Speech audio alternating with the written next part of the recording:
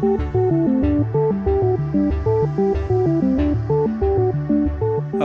and welcome to RRI Explained, a ResBios podcast. It is the aim of the ResBios project to embed responsible research and innovation, or RRI, into 4 universities across Europe, in the hope of improving the interconnectivity between science research and society, with a particular focus on the biosciences. But what is RRI exactly? Well, hopefully we can find out together. Today we are joined by Stefan Philipp, Project Coordinator of CHERRIES, an EU project bringing together societal actors and healthcare providers together using the RRI framework to provide modern solutions to modern healthcare issues. Thank you for joining us today, Stefan. Thank you for having me. So, Stefan, can we start off with a bit of an introduction about the CHERRIES project and the key aims of the project? The CHERRIES project is a Horizon project that is aiming to develop and experiment with a framework for responsible research and innovation in healthcare settings in European regions. We're working with RRI in Sweden, with THEA in Spain, and the Republic of Cyprus. And we are basically aiming of developing an approach that is on the intersection between healthcare, sectoral policy, and innovation policies. We bring together these 2 sectors, like innovation ecosystem in a very broad sense, and the healthcare sector, by including also the recipients of the healthcare services, the patients, to jointly define innovation needs and subsequently develop new practices in healthcare that meet these needs better than the current practices. So working together with society to work out what modern society needs from their healthcare providers.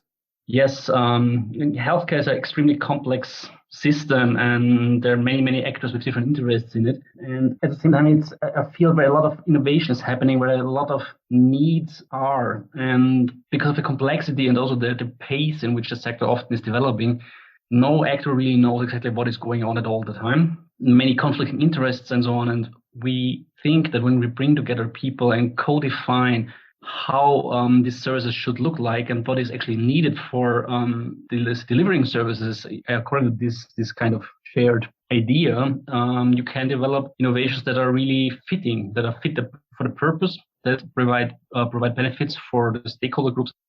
I was going to ask what the modern issues facing healthcare are at the moment. I suppose COVID has kind of taken up the headlines for a long time, but CHERRIES was, I imagine, put into place before people even knew about what COVID was. So, but without kind of thinking about COVID, what are the issues facing healthcare at the moment? No, you're completely right. The project was developed and approved, even started before COVID, or started in parallel with COVID. We had our kickoff meeting in January 2020. We were in the process of starting our first engagement formats, preparing everything for first regional engagement activities when COVID put us at a full stop. COVID has been accompanying us the whole time.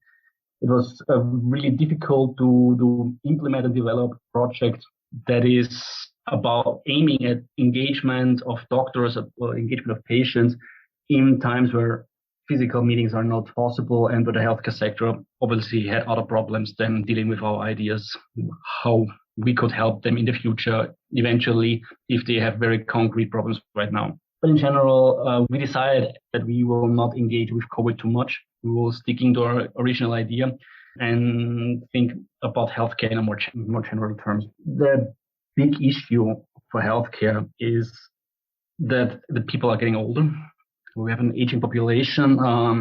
People are living longer and longer with chronic diseases that are draining resources from the sector. There's an increasing share of people that have comorbidities that need to be managed, need to be balanced, and the sector is not getting more money. So basically there is an increasing demand and at the same time, innovation often is seen as a mean to tackle this challenge. But healthcare is really complex. Innovation in healthcare often fails, even though there is a clear demonstrated benefit of these innovations. And sometimes innovation in healthcare are even leading to higher costs. Normally the reason is because you can provide services more efficient, you provide more services. Also, the healthcare sector it's a public sector, it's semi-public sector. So sometimes it's a little bit slow in picking up things. It's extremely careful in picking up new practices. We have history and a routine of double-blind studies with control groups to measure effects and make the decisions based on this gold standard of evidence. But this process often is not appropriate for changes in healthcare. When we think about new telemedicine apps or so on, how do you do a double-blind control group about the effects of those and so on. So there are different things we're talking about, pharmaceutical innovations, medical innovations, organizational innovations, and so on. These are all aiming at either increasing the healthcare delivery quality or in decreasing the costs, being more efficient. No, that's really interesting that you say that because, these healthcare providers, these institutes, they've been going for a long time. They have very big mechanisms with lots of moving cogs. And I imagine there needs to be a lot of inertia to get these changes put into place. Also, when you have to take into account people's health, the ethical issues behind that. And I imagine it's been difficult to think of a way to implement these changes in a timely manner, which, a EU project usually only has 2-3 years. But to implement these in such big kind of mechanisms, it must have been hard work. Yes, no, I mean, especially in a situation where the sector really was occupied with COVID, the bigger discussion somehow was really not being, we did not discuss the big issues, so to say. We were really focusing on how we can develop these innovations for the needs that we identified, but how the sector as such can be adopted. There's a discussion that we want to have, that is we needed to have, but that was not possible to have in the last 2 years, because there was just no time, no mental space for looking outside of the daily business. So how does the CHERRIES project use these RRI principles to enact these positive changes in healthcare as a process? I think the basic idea for CHERRIES was really we want to do RRI without talking too much about RRI. Mm-hmm. We did not want to go to the healthcare professionals or to the patients and teach them about all the good and variable methodologies that were developed in the context of RRI. But we wanted to have a process that we want to experiment with that is rooted on RRI, that is rooted on being open about engagement, about improving people's health and lives. I think one very valuable step from CHERRIES is that we started defining the innovation problems together with the patients. So like our first step was discussing what are the needs in the sector, where are the problems, do we need to improve? We went to healthcare professionals, we went to patients, we went to really citizens and asked them to describe their personal problems. And this was then collected, aggregated, and one need in each region has been selected for further work within the project. The selection was also done in a very open manner. We had selection committees that were gender balanced. This is one of the keys of RRI, where we brought together healthcare professionals, healthcare administrators, regional innovation actors, and patient organizations to select the need. We identified 3 needs in the 3 regions. In Murcia, it was detecting the progression of multiple sclerosis. It's a disease that always comes in waves, and we want to catch the wave early before it can progress too much.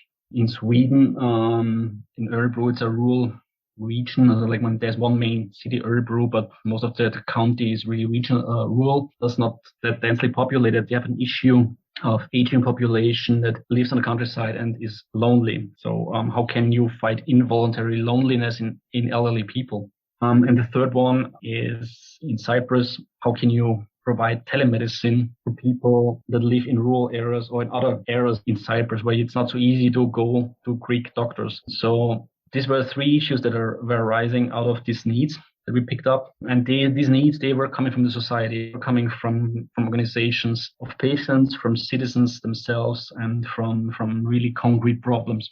So is the process of putting in these initiatives a continuous sort of workshopping and co-creation exercise? So you might come up with a solution to a potential issue, and then some way down the road you might come up with some real world roadblocks. That means you have to change your approach and rework the idea a little bit. Would you say this was the process with CHERRIES?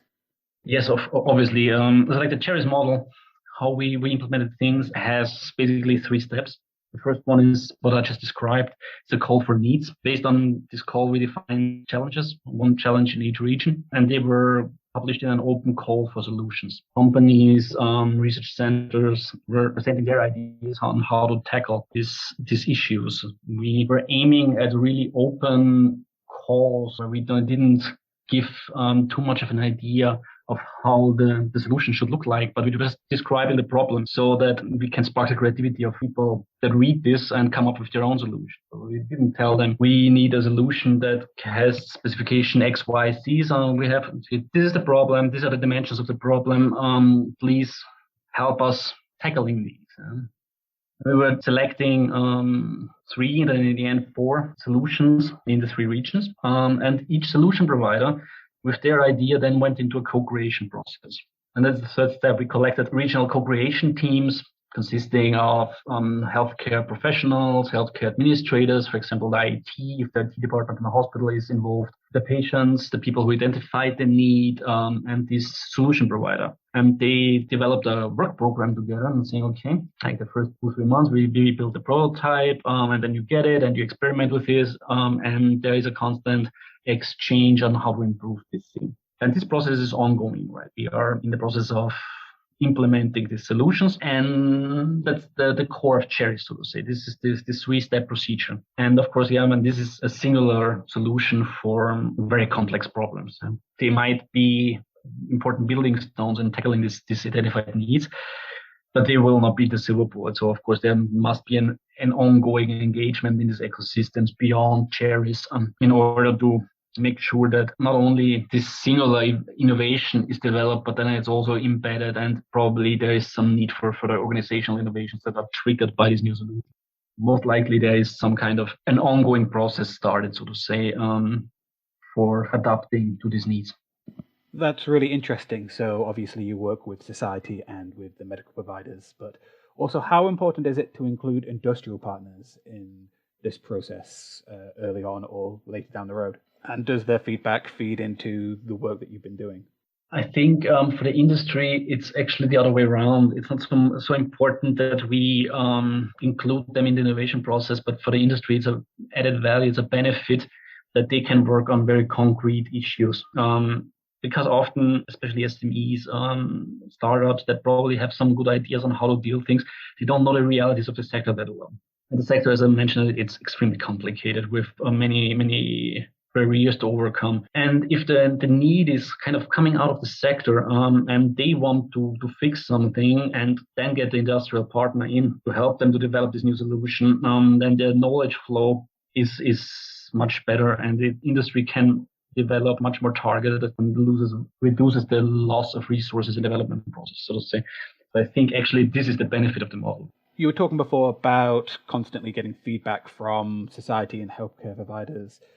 I was just wondering, what does this feedback look like, and how do these results inform your decision making? I cannot actually tell you too much of this. These are really regional processes, and I'm not directly involved in any pilot. I'm taking more advisory role, and these processes are really done within the regional ecosystem.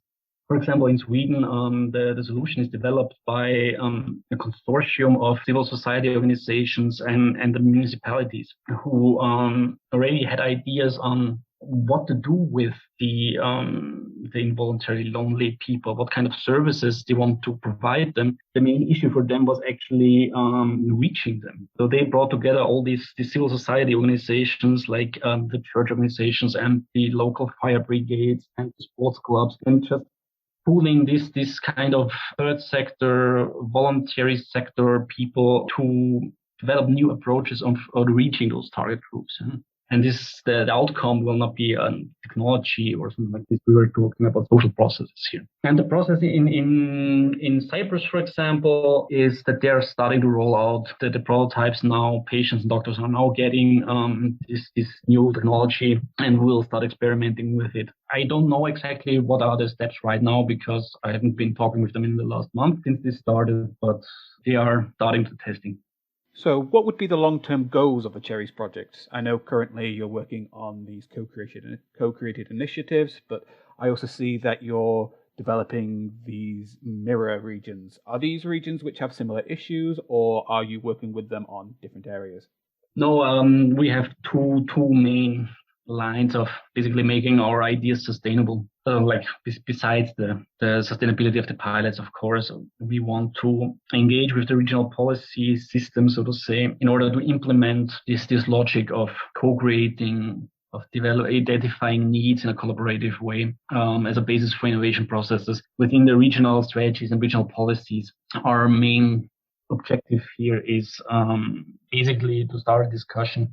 How does this CHERRIES model and smart specialization work together? Smart specialization as a EU policy gives the regions access to funds for innovation activities, and it's built on the so-called entrepreneurial process of discovery, and is also asking regional policymakers for innovation policy to include various kind of stakeholders groups in setting priorities. And we think actually that we developed a methodology that can help us in continuously engaging and continuously getting feedback from various sectors on where innovation needs are. So I think that there is a discussion to be had for regional policy. That's the one thing. And the other thing is the mirror regions. There we are really aiming at transfer of knowledge firsthand from our experiences to other regions that are experiencing similar challenges, that are interested in the methodology and that are willing to experiment with such a methodology in their own ecosystem. And we had this call open. We got really good proposals. We got a good number of proposals, and we selected not only 3 but 4 mirror regions, mirror territories that really came in with their own ecosystems, often consisting of 3-4 different partner organizations that working together and saying, yes, that's something we want to do. And they will now receive one-on-one trainings on how to identify the needs, on how to phrase the solutions in an open way, co-creation processes in the sector and so on. And I think the interesting part is that we are going beyond healthcare. We received one really good proposal from a Spanish region, Burgos, that wants to apply this in a different sector. It's more about, if I remember correctly, it's more social housing policies and so on, the intersection of construction and social policies also. So we're really, really looking forward to that. And this process just started. As we had the kickoff in January, and now have a series of engagement formats with those regions, also then in our conference in Brussels in May. We will meet physically and make sure that we have a good knowledge transfer and build kind of a community of practice of regions, of actors who are working with this or similar approaches. And so we have an ongoing exchange beyond the lifetime of the project. So you're hoping to put in a framework with the lessons learned through the CHERRIES project and with guidance from CHERRIES mentors to help these other institutes put in similar initiatives? Now, this is now ongoing basically the whole year. Will be based on different kind of exchange formats and support and training and knowledge transfer. So you mentioned that the CHERRIES project is happening in May. Are you lucky enough to have that in person, or is that going to be? Yes, no, we are positive that end of May in Brussels we will be able to have a physical event. Yeah, it will be a 2-day event integrated into the EBN annual congress. So it will be a very interesting agenda of partly internal workshops aiming at the policy development and the mirror region process, but also public events sharing our experiences and discussing how responsibility and sustainability are connected, like sustainability of actions, not sustainability in an environmental sense, and how we can make this kind of ideas of CHERRIES also sustainable in the context of European policies. You mentioned smart specialization, but also beyond that. So what are the next steps for the CHERRIES projects moving down the road? I know you're about halfway through your initial roadmap, but yeah, what are the next steps? No, I think I mentioned it even. The experiment is basically in its final stage. We are co-creating, we are evaluating and monitoring, collecting evidence about the benefits of our model, and we are already in the phase of spreading the learnings through the mirroring regions, but also then through policy. And the second big block is the policy work, where we are having workshops regionally, interviewing other regional stakeholders and collect evidence now, because until now, mostly we have been working with regional healthcare actors, but now we are reaching out to regional development, to smart specialization, and so on, and see where we can align, where we can find interest, where we can find potential institutional anchors for the CHERRIES model. Because in the end, this is really depending on regional culture and regional routines. We're not starting in a vacuum. We are coming in at a certain point in time where development processes are going on, and we need to kind of take our ideas and align it to the regional realities in order to make the most out of it in the regional context. This is extremely important. It must fit to the culture and routines. And this is the process that we're doing right now. Is there anything else you'd like to add about the work the CHERRIES project is doing, or the future work that you hope to do with the CHERRIES project?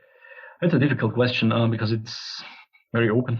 I think even in general, we need to continue thinking about how to modernize the healthcare sector, how we can improve service quality for patients in a very, very complex sectoral setting.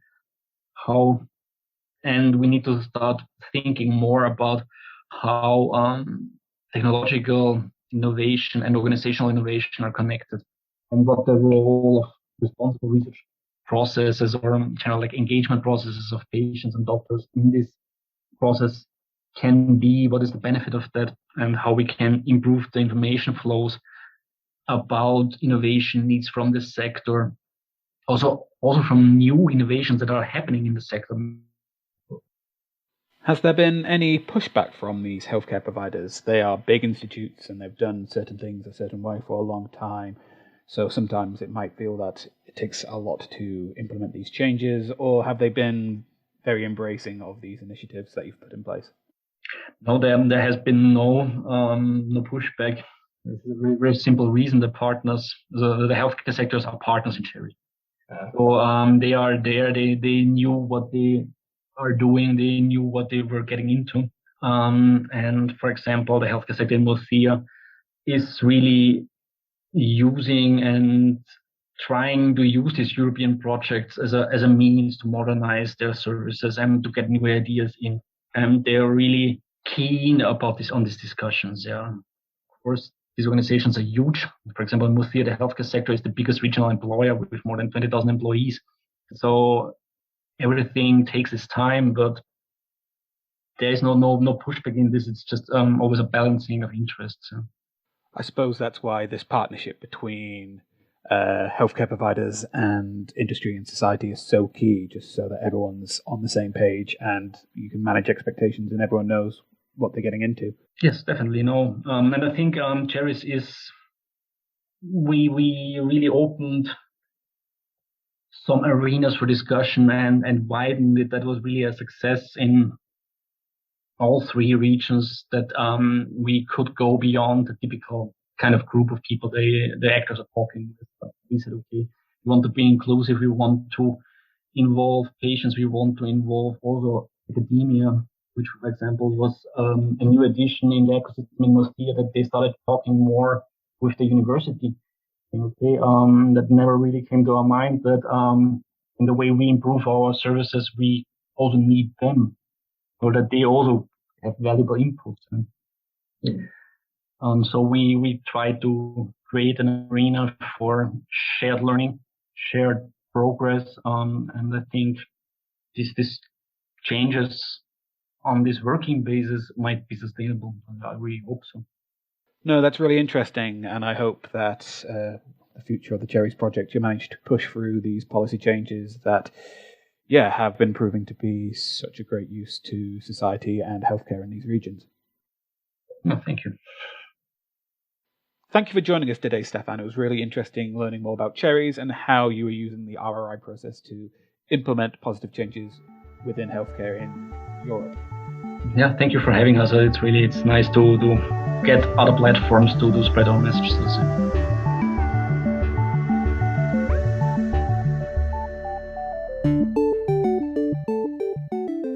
The ResBios project is funded by the EU with the grant number 872146. To learn more about the ResBios project and the other pillars of RRI, please go to resbios.eu. Thank you for joining us. See you next time.